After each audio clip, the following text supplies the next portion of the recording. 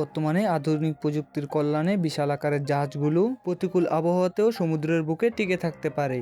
শুধু তাই না, ইঞ্জিনিয়ারদের ডিজাইন করা আধুনিক কিছু জাহাজ ঢেউয়ের কারণে উল্টে গেলেও আবার নিজে নিজে সোজা হয়ে আবার আগের অবস্থানে ফিরে আসতে পারে। এসব ডিজাইনগুলো এমনভাবে কাজ করে যা কখনোই বিশ্বাস করা যায় না। আপনি দেখতে পারবেন একটা জাহাজ পুরো উল্টে গেছে, ঠিক থাকার আর কোনো সম্ভাবনাই নেই, আবার পরের মুহূর্তেই দেখবেন জাহাজটা একদম হঠাৎ সোজা হয়ে গেছে, ঠিক ম্যাজিকের মতো। কিভাবে, কোন পদ্ধতিতে জাহাজ এভাবে ডুবে যায়, আজকের ভিডিওতে আমরা সেই পদ্ধতি জানবো। তো চলুন শুরু করা যাক। আমরা প্রায় সময় দেখি বিশাল আকারের জাহাজ, যেমন হাজার হাজার টন কন্টেনারবাহী জাহাজগুলো বড় বড় ঢেউয়ের আঘাতে সমুদ্রের মাঝে স্থিরভাবে টিকে থাকে।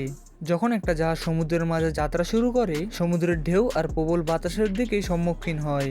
এই বিপদগুলো থেকে নিজেকে বাঁচাতে প্রতিটা জাহাজেরই বিশেষ কিছু সিস্টেম থাকে, যা সমুদ্রের বুকে ভাসমান অবস্থায় জাহাজের ভারসাম্য বজায় রাখতে সাহায্য করে।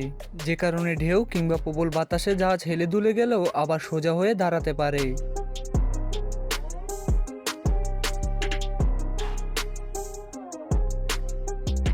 জাহাজের ভারসাম্য বজায় রাখার জন্য বিভিন্ন ধরনের ডিভাইস আছে, যার মধ্যে অন্যতম হলো বিল স্কিলস। বিল স্কিলস মূলত হলো একটা পাখা কিংবা ডানা আকৃতির ডিভাইস, যা জাহাজের ফাঁকা স্থানগুলোতে লাগানো থাকে।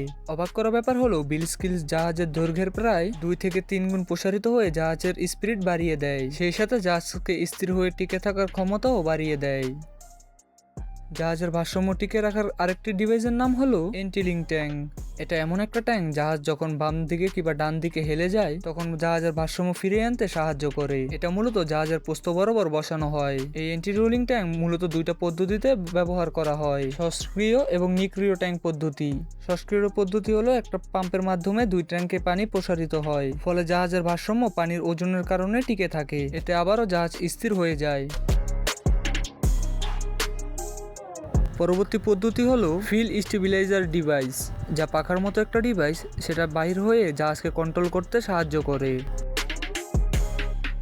এবং এটা জাহাজের জাইরো সিস্টেমের মাঝে নিয়ন্ত্রিত হয়। যখন জাহাজটা কাত হয়ে যায় তখন জাহাজের জাইরো সিস্টেম স্বয়ংক্রিয় সিস্টেমে একটা সংকেত পাঠায়। তবে যখন জাহাজটা ঘন্টায় 18 কিলোমিটার গতিতে ছুটে চলে তখন এই পাখাগুলো খুব একটা কার্যকর হয় না, যদিও কন্টেইনার জাহাজগুলোতে মূলত এন্টি হুলিং সিস্টেম থাকে। এর কাজ হলো বন্দরে লোড এবং আনলোড হওয়ার সময় জাহাজকে ভূমি বরাবর সোজা এবং স্থায়ীভাবে রাখা, কারণ এমন অবস্থাও জাহাজ ডুবে যাওয়ার প্রবল সম্ভাবনা থাকে।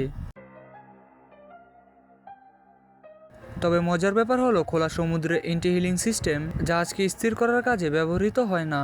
এটা একমাত্র জাহাজকে পোর্ট থেকে লোড এবং আনলোড করার ক্ষেত্রে ব্যবহার করা হয়। এন্টি হিলিং সিস্টেমটা জাহাজের বাদ কত ডিগ্রি অ্যাঙ্গেল শনাক্ত করে এবং অটোমেটিকভাবে পাম্পের সাহায্যে ডান দিক থেকে বাম দিক পানি স্থানান্তর করে জাহাজের ভারসাম্য আবার ফিরিয়ে আনে। জাহাজ যেদিকে কাত হয়ে যায় তার বিপরীত দিকে পানির ভারসাম্য বাড়িয়ে দেওয়া হয়, আর এতে করে জাহাজ আবারও সোজা হয়ে যায়। এছাড়াও উদ্ধার করা জাহাজগুলো সামুদ্রিক দুর্ঘটনার শিকার হওয়ার সহায়তা করার পাশাপাশি সামুদ্রিক সন্ধান এবং অভিযানের কাজেও ব্যবহার করা হয়। তবে এই উদ্ধার প্রচেষ্টার সময় সমুদ্রের চরম ঢেউ তাদের এই কার্যক্রমকে বাধাগ্রস্ত করতে পারে এবং সেই জাহাজ ডুবেও যেতে পারে। আর এই সমস্যা থেকে সমাধান পাওয়ার জন্য ইঞ্জিনিয়াররা এক নতুন প্রযুক্তি আবিষ্কার করেছে, যেটাকে বলা হয় সেলফ রাইডিং বোট।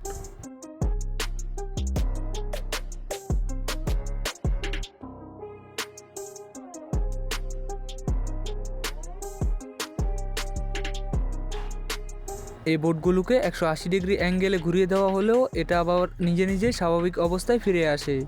এই সেলফ রাইডিং বোটগুলো যেমন অনেক দ্রুত চলতে পারে, তেমন অনেক বাজে হাওয়ায় নাবিকদেরকে তীরে পৌঁছে দিতে পারে। অনেক কোম্পানি এই সেলফ রাইডিং বোটগুলোকে বাজারজাত করে থাকে, তার মধ্যে যুক্তরাষ্ট্রের রয়্যাল ন্যাশনাল লাইফবোট ইনস্টিটিউট। বেশ কিছু গুরুত্বপূর্ণ প্রযুক্তির মাধ্যমে এই সেলফ রাইডিং বোট তৈরি করা হয়। সবার প্রথমে বোটের বাইরের অংশগুলো বোটের একবারে নিচে স্থাপন করা হয়, এরপর মনোযোগ দেওয়া হয় কুদের কন্ট্রোল রুমে। অবশ্যই যতটা সম্ভব হালকা হতে হবে, সেই সাথে বাতাস দিয়ে পূর্ণও থাকতে হবে। কুদের থাকার জায়গাটা সম্পূর্ণ ওয়াটারপ্রুফ হয়, যাতে সমুদ্রের ঝড়ের কবলে পড়লে বোটের ভিতরে কোনোভাবে পানি না ঢোকে।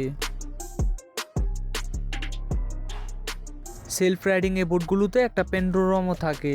এই পেন্ডুলাম বোটের ভিতরে পানি ঢোকা থেকে বোটকে রক্ষা করে।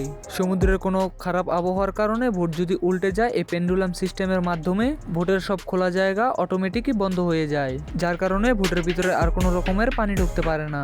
এছাড়াও ওই বোটগুলোতে আরও একটা অসাধারণ প্রযুক্তি থাকে, কোনো কারণে যদি বোটটা উল্টে যায় এই প্রযুক্তি সেটা নিজে নিজে ডিটেক্ট করতে পারে, আর সেটা ডিটেক্ট করে বোটের রাডার সিস্টেম এবং ইঞ্জিন সহ বন্ধ করে দেয় খুদের নিরাপত্তার জন্য, যতক্ষণ না বোটটা আবার সঠিক স্থানে ফিরে আসে।